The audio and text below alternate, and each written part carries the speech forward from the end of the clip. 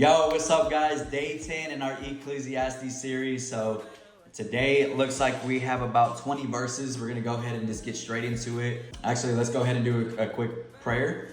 Heavenly Father, thank you for always guiding us, protecting us, and watching over us. Thank you for providing us with this blessings all the way around. Thank you for everything that you do for us, and just use us as a vessel today, Heavenly Father, to speak through us. Man's heart, verse 1. Dead flies cause the ointment of the apothecary to send forth a stinking savor. So doeth a little folly him that is in reputation for wisdom and honor. A wise man's heart is at the right hand, but a fool's heart is at his left. Yeah, also when he that is a fool walketh by the way, his wisdom faileth him, and he saith to everyone that he is a fool. If the spirit of the ruler rise up against thee, leave not thy place, for yielding pacifieth great offenses. All right, so from verse 5 to verse 11, it's going to be titled Wisdom to Deal with Rulers. There is an evil which I have seen under the sun, as an error which proceedeth from the ruler. Folly is set in great dignity, and the rich sit in low places. I have seen servants upon horses, and princes walking as servants upon the earth. He that diggeth a pit shall fall into it, and whoever so breaketh an hedge, a serpent shall bite him. Whoever removeth stones shall he hurt therewith, and he that cleaveth wood shall he be endangered thereby. If the iron be blunt, and he do not whet the edge, then must he put to more strength, but wisdom is profitable to direct. Surely the serpent will bite without enchantment, and a blabberer is no better.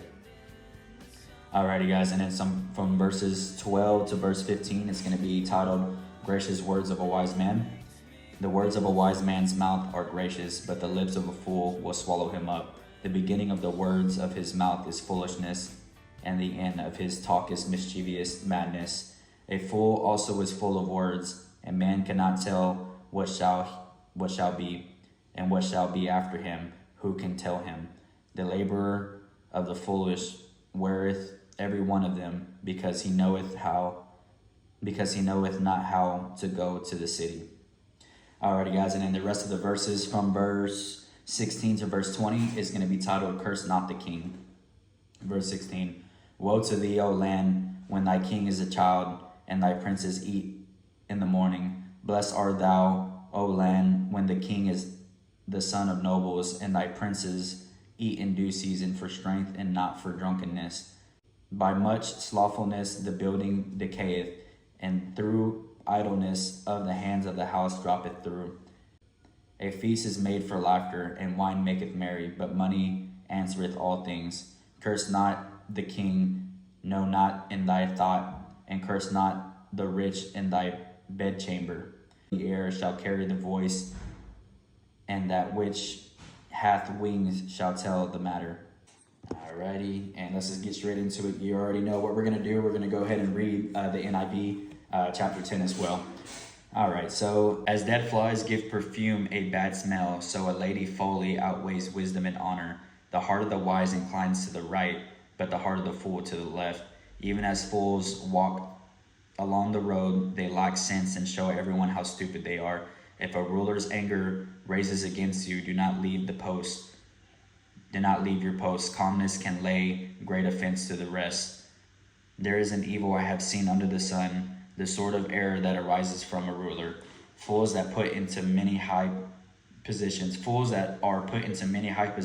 the rich occupy the low ones. I have seen slaves on horseback, while princes go on foot like slaves. Whoever digs a pit may fall into it. Whoever breaks through a wall may be bitten by a snake.